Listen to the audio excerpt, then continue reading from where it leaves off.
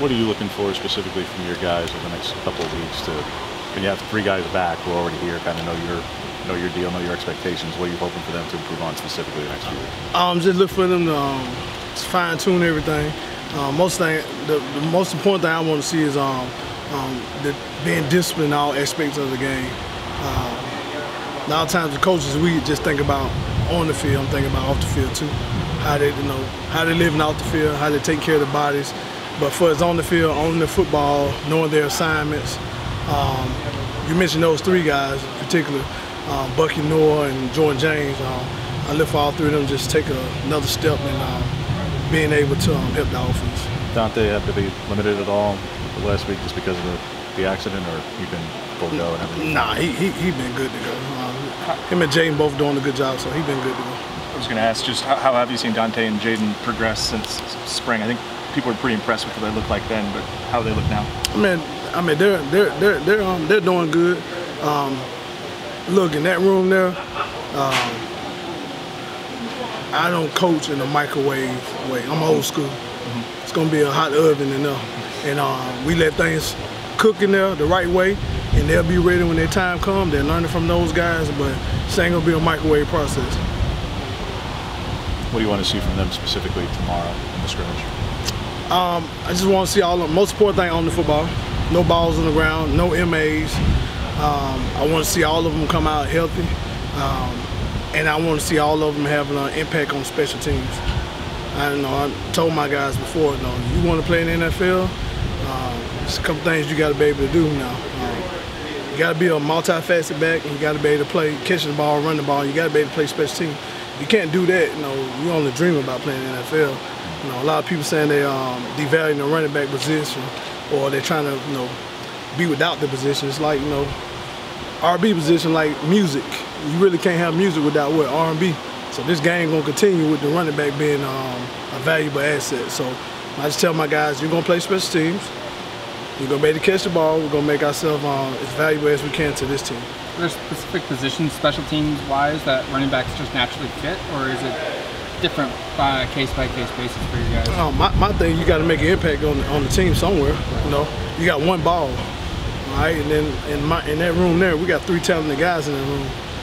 Just being realistic. You're a young guy coming in, you're learning. You need to make an impact on special team. You want to see a young man's true sacrifice.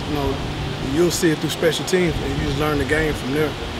You got to put the team first. Can't always be about you. Where do they play there now, special teams? Whether it be kick return, maybe running down on kickoff, punt pressure, punt return. Wherever we can put them out there. But I think now, being a running back, you got to be a football player. If you're not running the ball, you can go on special teams and have an impact. We saw Bucky at the end of last season do some of that kickoff return stuff. Fans are fans, so they're worried about Troy or Bucky in those spots because they're so valuable they don't want to see them get hurt. Philosophically, as a coach, why are you not only okay with it, but you're totally comfortable with Bucky doing it? Because, hey, like I say, someone's got to do it, and you want a valuable guy. If you have a guy who can do it, someone has to. I think we got a couple guys back there that can return kicks this year, but yeah, Bucky is a very asset, but Noah Wilson and Jordan James ain't no slouch. It's not very much to separate those 3 guys. I don't listen to the fans. I listen to my head coach, and I listen to what Carlos Locklyn has to think about when it comes to his back. So, he's a football player, play football. Jordan last year was primarily short yardage, goal line. Is he ready to take a bigger role in year 2 for him? That was a big role last year for a freshman, for us to give him the ball 4th and 1. So I don't know how much bigger it's going to get. When his number called, he go in and play. Those guys I have in the room, we play as one. I tell them, man, the minute you start reading your newspaper clippings, you finna fall hard. So he had a big role last year. So ain't nothing changed for him. His number call, go and do your job, and be good to go. So, how have you seen him grow though? Just like where has his game improved since last year? The biggest thing is in the weight room. I think he had a great guy to follow in the weight room. He works out with Noah Wilson. I think Noah Wilson has gone from like 190 pounds to like 205, 207. And then Jordan last year was at 213. Now he's around, right under 205. Lean. He looks good. So I've seen his growth in the weight room. He's understanding this is not high school where I get the ball and I can just run over everybody. He's understanding run concepts, where he fit in, run concepts, what his reads are. He's growing as a football player. He's learning to become a running back. So I say knowledge of the game is growing. And like I said, that's on me too. That's my job, is to get these guys thinking the game mentally. Dan talks about different messaging, talking about like good to great being a big part of the team motto and ethos this year. Do you, as a member of the staff, like, do you look into not just like his messaging, because I follow what he's preaching there, but I'm talking about like where it comes from? Do you buy the book? Do you read every which thing that he's selling, or is it just follow Coach's prerogative of what his messaging is? What his version is? I mean, I listen to his message. Coach Hal says some good things, but I read a really good book every day. So I read the book. Yeah, I read the book. So what I pour in my guys in my room, I read the greatest book ever written every day. So I kind of pour that book into my guys. So, but Coach has some great messages on some things that he says. So I listen and I apply it to the guys in the room. Bucky's obviously garnering a lot of attention going into this season. Obviously, what do you feel like is that next step for him? What is the next thing that you kind of want to get him to get under his belt going into this year?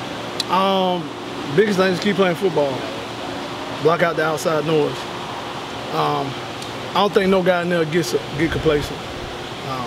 Like I said, Bucky's a really good football player, but we have a lot of really good football players in there. Noah Whitterson, George James, they're really good backs. So his next step is just continue to play hard like he's been playing, and trust me, nobody in that room gonna get complacent. I won't allow it. With that conversation going on about running backs in the league, what are you telling your guys about, making it to the next level? Is it that play special teams, be willing to open and play in other positions, or what does that conversation look like right now? This is a conversation that happens often in my room. I'm very open and transparent with my guys. We talk about playing special teams, talk about making knowledge the greatest talent. Making yourself valuable. Knowing pass pro, knowing what press, being just as smart as a quarterback, making yourself a valuable asset. I'm very, very sensitive about the position because I played it. It's a position I grew up playing. I absolutely love the position. Historian of the position, the guys who have played it. And I often say the running back position is the worst coach position in football. It really is. It's the worst coach position in football. I've been saying it, I'm going to keep saying it. It's the worst coach position. It's the worst coach position because, like I said, they talk about the running back position not being valued. It's some great teachers out here that coach the position, also some guys they're recruiters of the position. Get the talent, give them the ball and go. I never be a recruiter of the position. I evaluate and I'm a developer. I'm going to develop the position, but it's the worst coach position in football. It really is. But I love the position, try to pour into these guys, get them thinking like quarterbacks, just playing the running back position. And like I tell people all the time, your running backs are going to take on the mentality of the guy that coaches them. I'm a dog. My guys play like that. They're disciplined, they're going to play hard, and they know I do not play. We're going to be a physical bunch. Simple as that. Real dog. Last question. When you have the depth of talent that you have, and now the receiver room also has some pretty explosive weapons as well, what does that offer by way of just for scheme options that maybe weren't there as much last year for more 20 or 21 or 22 that, again, just maybe didn't have there, either because proven depth at your position or more explosive weapons at receiver that just weren't necessarily around last year? Man, number one, I work for a real smart head coach. Coach Lane is a very smart dude. Not just defensive minded, but offensive minded as well. This offense that he developed here is for playmakers. Man. I was at a place in Memphis, Tennessee where there's pretty good players, and we knew how to give them the ball. We got some guys in that running back room that they can line up, particularly Buck and Noah can line up anyway. Coach Landon gonna make sure they get the ball. Coach Stein gonna make sure they get the ball, and I'm confident whatever they ask my guys to do, we're gonna be ready to go. Whether that's running, whether it's blocking, whether it's playing special team, it's an unselfish bunch, and I demand that of them.